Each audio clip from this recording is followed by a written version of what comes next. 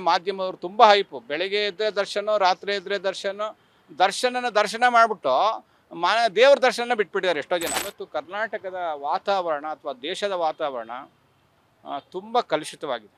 ಹೆಣ್ಣು, ಹೊನ್ನು, ಮಣ್ಣು ಈ ಮೂರು ವಿಚಾರದಲ್ಲಿ ಎಲ್ಲ ಕಡೆ ಜಗಳ, ಬಡದಾಟ, ರಕ್ತ ಸಿಕ್ಕಿತವಾಗಿರ್ತಕ್ಕಂಥ ವಾತಾವರಣಗಳು ನಡೀತಾ ಇದೆ. ಟ್ಯಾಕಲ್ಸ್ ವಿಲ್ ಹ್ಯಾಪನ್ ಅಂತಾರಲ್ಲ, ಅದರಿಂದ ನೋಡೋಣ ಈ ಕೇಸಲ್ಲಿ ಯಾವ ರೀತಿ ಇಷ್ಟೆಲ್ಲ ಮಾಡಿದ್ದಾರೆ. ಆದರೂ ಏನಾರೋ ಒಂದು ಅವಕಾಶ, ದರ್ಶನ್ ಅವರು ಏನಾರೋ ಒಂದು ಅಭಿಮಾನಿಗಳ ಒಂದು ಪ್ರಾರ್ಥನೆಯಿಂದ ಏನಾರೋ ಒಳ್ಳೇದಾಗ್ಬೋದಾ ಅಂತಕ್ಕಂಥ ನಿರೀಕ್ಷೆ ಇಟ್ಕೊಂಡಿದೆ. ಆ ಸತ್ತಿರೋನು ವಾಪಸ್ ಬರೋದಿಲ್ಲ, ಮತ್ತು ಇವ್ರ ಫ್ಯಾಮಿಲಿನ ಸರಿ ಮಾಡೋಕ್ಕೆ ಯಾರ ಸಾಮಾನ್ಯ ಜನರ ಕೈಲಿ ಆಗಲ್ಲ. ಆದ್ದರಿಂದ ಸರ್, ರೇಣುಕಾಸ್ವಾಮಿ ಕೊಲೆ ಪ್ರಕರಣದಲ್ಲಿ ಇವಾಗ ಚಾರ್ಜ್ ಶೀಟು ಕೋರ್ಟ್ಗೆ ತಲುಪಿದೆ. ಸೊ ಇವಾಗ ಪವಿತ್ರ ಗೌಡನೇ A1 ಆರೋಪಿ ಅಂತಲೂ ಆಗಿದೆ. ಅಂದರೆ ಆಮೇಲೆ ಅದ್ರ ಜೊತೆಗೆ ಚಪ್ಪಲಿಯಲ್ಲಿ ಹೊಡೆದಿರೋದು ಕೂಡ ಪ್ರೂವ್ ಆಗಿದೆ ರೇಣುಕಾಸ್ವಾಮಿಗೆ ಪವಿತ್ರ ಗೌಡ. ಏನು ಅನ್ಸುತ್ತೆ ಸರ್ ಈ ಕೇಸ್ ಬಗ್ಗೆ ಮತ್ತು ಪವಿತ್ರ ಗೌಡ ಬಗ್ಗೆ? ಮೇಡಮ್, ನನಗೇನು ಅನಿಸಲ್ಲ. ನಿಜ ಹೇಳಬೇಕು ಅಂತಂದರೆ ಕರ್ನಾಟಕ ಜನತೆಗೆ ತುಂಬ ಒಂದು ಕಷ್ಟಕರವಾದಂಥ ಮಾಹಿತಿಗಳು ನಿಮ್ಮ ಮಾಧ್ಯಮದಿಂದ ಸಿಗ್ತಾ ಇದೆ. ಇವತ್ತು ಏನು 3991 ಪುಟಗಳ ಚಾರ್ಜ್ ಶೀಟು, 7 ಸಂಪುಟ 10 ಕಡತಗಳ ಒಂದು ದೊಡ್ಡ ಬೃಹತ್ ಭಗವದ್ಗೀತೆ ರೀತಿಯಲ್ಲಿ ಒಂದು ಸನ್ಮಾನ್ಯ ಪೊಲೀಸ್ ಕಮಿಷನರ್ ಮಾತಾಡ್ತಿದ್ರು, ದಯಾನಂದ್ ಅವರು ಹೇಳ್ತಾಯಿದ್ರು. ಇದು ಇತಿಹಾಸದಲ್ಲೇ ದೊಡ್ಡ ಒಂದು ಚಾರ್ಜ್ ಶೀಟ್ ಅಂತ ಅನಿಸುತ್ತೆ. ಒಬ್ಬ ಏಕ ವ್ಯಕ್ತಿಯ ಮೇಲಾಗಿರ್ತಕ್ಕಂಥ ಒಂದು 17 ಜನ ಏನೋ ಒಂದು ತಂಡ ಇದೆ. ಅದರಲ್ಲಿ ನೀವು ಹೇಳ್ದಂಗೆ ಆ ಹೆಣ್ಮಗಳು A1 ಆಗಿರ್ತಕ್ಕಂಥದ್ದು. ಇಲ್ಲಿ ಹೇಳೋ ಅಂಥದ್ದು ಏನಿಲ್ಲ, ಸಾಕ್ಷ್ಯಾಧಾರಗಳ ಆಧಾರದ ಮೇಲೆ ನ್ಯಾಯಾಲಯಾಂಗ ಏನು ತೊಗೊಳುತ್ತೆ ಅದರಲ್ಲಿ ನ್ಯಾಯಾಲಯ ನಿರ್ಧಾರ ಮಾಡುತ್ತೆ. ಜನ ಏನಂದರೆ ಇವಾಗ ನಾವು ಯಾವುದೇ ರೀತಿ ಕಾಮೆಂಟ್ ಮಾಡೋಕ್ಕಾಗಲ್ಲ. ಯಾಕೆ ನ್ಯಾಯಾಲಯದಲ್ಲಿ ಈಗ ಪೊಲೀಸ್ ಅಧಿಕಾರಿಗಳು 231 ಜನರ ಒಂದು ಸಾಕ್ಷಿಯ ಒಂದು ಆಧಾರ, ಮತ್ತು ಸರ್ಕಾರಿ ಅಧಿಕಾರಿಗಳು 59 ಪೊಲೀಸ್ ಅಧಿಕಾರಿಗಳ ಸಾಕ್ಷ್ಯ, ಇವೆಲ್ಲ ಇಟ್ಕೊಂಡು ಒಂದು ವಾಟರ್ ಟೈಟ್ ಆಗಿರ್ತಕ್ಕಂಥ ಒಂದು ಸಾಕ್ಷಿಯನ್ನು ಸಿದ್ಧಪಡಿಸಿ ಇವತ್ತು 24ನೇ APMC ಏನಿದೆಯಲ್ಲ, AMC ಕೋರ್ಟ್ಗೆ ಸಬ್ಮಿಟ್ ಮಾಡಿರ್ತಕ್ಕಂಥದ್ದು ನಾವೆಲ್ಲ ನೋಡ್ತಾ ಇದ್ದೀವಿ. ಯಾಕೆಂದರೆ ಮುಂದಿನ ದಿನಗಳಿಗೆ ಆಲ್ರೆಡಿ ಇನ್ನೇನು 90 ದಿನ ಕಂಪ್ಲೀಟ್ ಆಗುತ್ತೆ. ಈ ಒಂದು ಪ್ರಕರಣದ 90 ದಿನ ಆಗ್ತಾ ಇದೆ.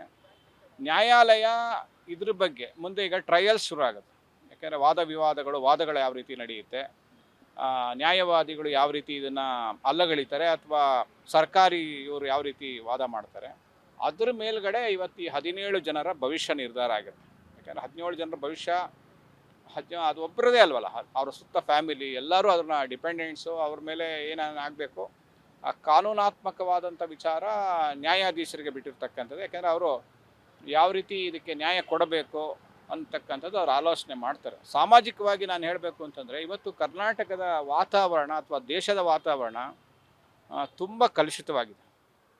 ಕರ್ನಾಟಕದಲ್ಲಿ ಇದೊಂದು ಪ್ರಕರಣ ಇರ್ಬೋದು, ಈ ಯಾರು ನಿಮ್ಮ ಹೇಳಿದ್ರಲ್ಲ ಈ ಪ್ರಕರಣ ಇರ್ಬೋದು, ಮತ್ತು ರಾಜ್ಯದ ಮುಖ್ಯಮಂತ್ರಿಗಳು ಸಿದ್ದರಾಮಯ್ಯನವರ ಮೂಢ ಪ್ರಕರಣ, ಜನರನ್ನು ಮೂಢ ಮಾಡ್ತಾ ಇದ್ದಾರಾ, ಮೂಢರು ಅಂದ್ಕೊಂಡಿದ್ದಾರಾ ಗೊತ್ತಾಗ್ತಾಯಿಲ್ಲ, ಮೂಢ ಪ್ರಕರಣ ಇರ್ಬೋದು, MB ಪಾಟೀಲರ ಒಂದು ಹಗರಣ ಇರ್ಬೋದು, ಪ್ರಿಯಾಂಕ ಖರ್ಗೆಯ ಯಾಕೆಂದರೆ ಇವತ್ತು ಆಮೇಲೆ ಬೇರೆ ಬೇರೆ ಭಾಗಗಳಲ್ಲಿ ನಡೀತಾ ಇದೆ ಪ್ರಕರಣಗಳು.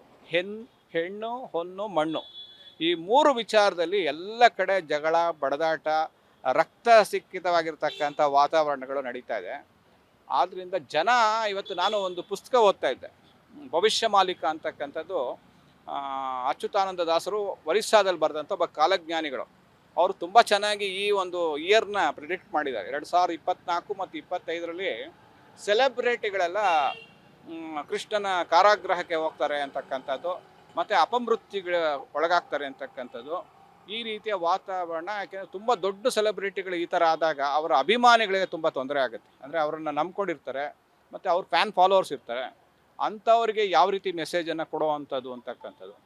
ಈ ರೀತಿ ಪ್ರಕರಣಗಳು ಆಗಬಾರ್ದಿತ್ತು ಅಂತಕ್ಕಂಥದ್ದು ಎಲ್ಲರ ಅಭಿಮಾನ. ನಾನು ಆ ಭವಿಷ್ಯ ಮಾಲೀಕ ಅಧ್ಯಯನ ಮಾಡಿರೋದ್ರಿಂದ ಆ ಒಂದು ಅಭಿಮಾನಿಗಳಿಗೆ ಏನಂತ ಹೇಳೋಕ್ಕೆ ಇಷ್ಟಪಡ್ತೀನಿ ಅಂತಂದರೆ, ನಿಮ್ಮ ಒಬ್ಬ ನಾಯಕನನ್ನು ಉಳಿಸ್ಕೋಬೇಕು ಅಂತಂದರೆ ನೀವು ಹಾರಾಟ ಕಿರ್ಚಾಟ ಏನು ಮಾಡದೆ ಒಂದು ದಿನ ನೀವು ನಿಮ್ಮ ಧರ್ಮ, ನೀವು ಹಿಂದೂ ಆಗಿರೋ ಹಿಂದೂ, ಅಥವಾ ಕ್ರಿಶ್ಚಿಯನ್ ಆಗಿರೋ ಕ್ರಿಶ್ಚಿಯನ್, ಅಥವಾ ಮುಸ್ಲಿಂ ಆಗಿರೋ ಮುಸ್ಲಿಂ, ನಿಮ್ಮ ಪ್ರಾರ್ಥನಾ ಸ್ಥಳಗಳಿಗೆ ಹೋಗಿ ನಿಮ್ಮ ಯಾರು ಇಷ್ಟ ನಾಯಕನಾಗಿರ್ತಕ್ಕಂಥ ಅವನ ಹೆಸರಲ್ಲಿ ಒಂದು ಪೂಜೆನೋ ಹೋಮನೋ ಯಾವುದೋ ಒಂದು ಮಾಡಿಸಿ. ಯಾಕೆಂತಂದರೆ ಇವತ್ತು ಪ್ರಾರ್ಥನೆಗೆ ದೊಡ್ಡ ಶಕ್ತಿ ಇದೆ, ಬದಲಾವಣೆ ಮಾಡೋವಂಥ ಶಕ್ತಿ.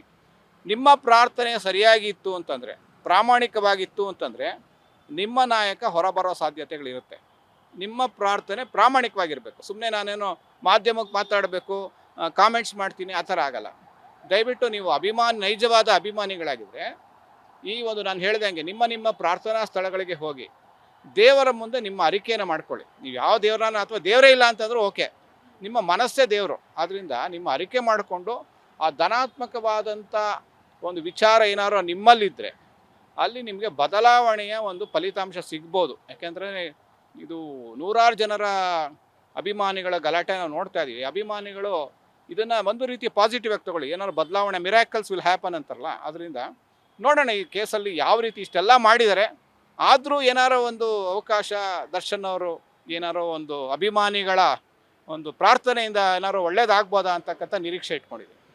ಸರ್, ನೀವು ಅವಾಗಲೇ ಹೇಳ್ದಂಗೆ ಹೌದು, ಭಗವದ್ಗೀತೆಯಲ್ಲಿ ಕೂಡ ಅಷ್ಟು ಪೇಜಸ್ ಇರಲ್ಲ. ಬಟ್ ಇದು ಈ ಕೇಸ್ ವಿಚಾರದಲ್ಲಿ 3991 ಪುಟಗಳಿದೆ ಅಂತ ಹೇಳಿದ್ರು. ಏನು ಅನ್ಸುತ್ತೆ ಸರ್, ಅಂದರೆ ಒಬ್ಬ ವ್ಯಕ್ತಿ ಕೊಲೆಗೆ 17 ಜನ ಇದಕ್ಕೆ ಅಷ್ಟು ಪೇಜ್ಗಳು ಗಟ್ಟಲೆ ಸಾಕ್ಷಿಗಳು ಅಷ್ಟು ಬರೆದಿರೋದು ಪೊಲೀಸವರು?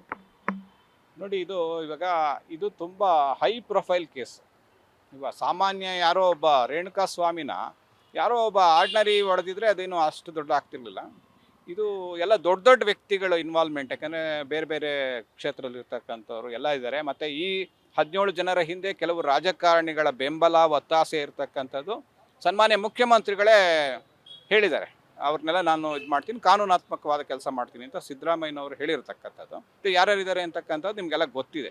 ಆದ್ದರಿಂದ ಈ ಒಂದು ಪ್ರಕರಣ ಸನ್ಮಾನ್ಯ ಕಮಿಷನರ್ ಆಗಿರ್ತಕ್ಕಂಥ ದಯಾನಂದ್ ಅವರು ಒಂದು ಮತ್ತೆ ಚಾಲೆಂಜಿಗಾಗಿ ತೊಗೊಂಡಿದ್ದಾರೆ ಅವರು.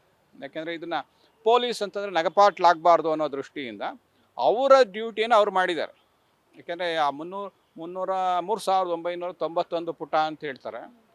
ಭಗವದ್ಗೀತೆ 700 ಶ್ಲೋಕ ಅಷ್ಟೇ ಇರೋದು. ಇದು ಯಾವ ರೀತಿ ಇದು ಒಂದು ರೀತಿಯ ಲ್ಯಾಂಡ್ ಮಾರ್ಕ್ ಏನಂತಾರೆ ಒಂದು ಚಾರ್ಜ್ ಶೀಟ್ ಆಗುತ್ತಾ, ಮುಂದಿನ ದಿನಗಳಲ್ಲಿ ಯಾವ ರೀತಿ ಇದನ್ನು ಒಂದು ಬೆಂಚ್ ಮಾರ್ಕಾಗಿ ತಗೋತಾರೆ ಕೆಲವರು ಲಾಯರಿಗೆ ಕೋಟ್ ಮಾಡ್ತಾರೆ ಈ ಥರ ಅಂತ, ಆ ರೀತಿ ಆಗುತ್ತಾ ಅಂತಕ್ಕಂಥ ಯೋಚನೆ ಮಾಡಬೇಕು. ನನಗನ್ಸೋದು ಪಾಪ ಯಾರಿಗೇ ಆಗಲಿ ಆ ಸತ್ತಿರೋನು ವಾಪಸ್ ಬರೋದಿಲ್ಲ. ಮತ್ತು ಇವ್ರ ಫ್ಯಾಮಿಲಿನ ಸರಿ ಮಾಡೋಕ್ಕೆ ಸಾಮಾನ್ಯ ಜನರ ಕೈಯಲ್ಲಿ ಆಗಲ್ಲ. ಆದ್ದರಿಂದ ಒಂದು ಅಮಿಕಬಲ್ ಆಗಿರ್ತಕ್ಕಂಥ ಏನಾರೋ ಒಂದು ಸೆಟ್ಲ್ಮೆಂಟ್ ಆಗುತ್ತಾ, ಪ್ರಾಬಬಿಲಿಟೀಸ್ ಎಲ್ಲ ನಡೀತಾ ಇದೆ ಇವಾಗ. ಏನಂತಂದರೆ ಇವತ್ತು ಎಷ್ಟೋ ದೊಡ್ಡ ದೊಡ್ಡ ಇದರಲ್ಲೇ ಇದು ಸಂವಾದದಿಂದ ಕೆಲವು ಕೇಸ್ಗಳೆಲ್ಲ ವಿಡ್ರಾಗಳಾಗೋಗುತ್ತೆ. ಆದ್ದರಿಂದ ನೋಡೋಣ, ಒಳ್ಳೇದಾಗಲಿ. ಕನ್ನಡ ಚಿತ್ರರಂಗ ಇವತ್ತು ಸೊರಗೋಗಿದೆ. ಇಂಥ ಸಂದರ್ಭದಲ್ಲಿ ಈ ಪ್ರಕರಣ ದೊಡ್ಡ ಹೈಪ್ ಆಗಿ ನೀವೆಲ್ಲ ಮಾಧ್ಯಮದವರು ತುಂಬ ಹೈಪು. ಬೆಳಗ್ಗೆ ಇದ್ದರೆ ದರ್ಶನ, ರಾತ್ರಿ ಇದ್ದರೆ ದರ್ಶನ ಮಾಡಿಬಿಟ್ಟು ದೇವ್ರ ದರ್ಶನ ಬಿಟ್ಬಿಟ್ಟಿದ್ದಾರೆ ಎಷ್ಟೋ ಜನ. ಆದ್ದರಿಂದ ದರ್ಶನ ಸಾಕು. ದರ್ಶನ್ಗೆ ನೀವು ಒಳ್ಳೇದು ಮಾಡಬೇಕು ಅಂತಿದ್ರೆ ಅಭಿಮಾನಿಗಳಿಗೆ ನಾನು ಹೇಳ್ತಿರೋದು, ನಿಮಗೆ ಅಂತ ಹೇಳ್ತಿಲ್ಲ, ಅಭಿಮಾನಿಗಳಿಗೆ ದಯವಿಟ್ಟು ನಾನು ಹೇಳ್ದಂಗೆ ಆ ಪ್ರಾರ್ಥನೆ, ಪೂಜೆ, ಅರಿಕೆ ಏನಾರೋ ಒಂದು ಮಾಡಿ. ಇಲ್ಲ ಆ ಮಾಡಿದಾಗ ಧನಾತ್ಮಕವಾದಂಥ ಒಂದು ವಾತಾವರಣ ದರ್ಶನ್ಗೆ ಒಳ್ಳೆ ಒಂದು ರೀತಿಯ ಒಂದು ಜೀವನಕ್ಕೆ ದಾರಿ ಆಗ್ಬೋದು ಅಂತಕ್ಕಂಥದ್ದು ಬಯಕೆ ಅಷ್ಟೇ. ಮುಂದೆ ಏನಾಗುತ್ತೆ ನಮಗೆ ಗೊತ್ತಿಲ್ಲ, ಯಾಕೆಂದರೆ ನಾವು ಏನು ಕಾಲಜ್ಞಾನಿಗಳಲ್ಲ.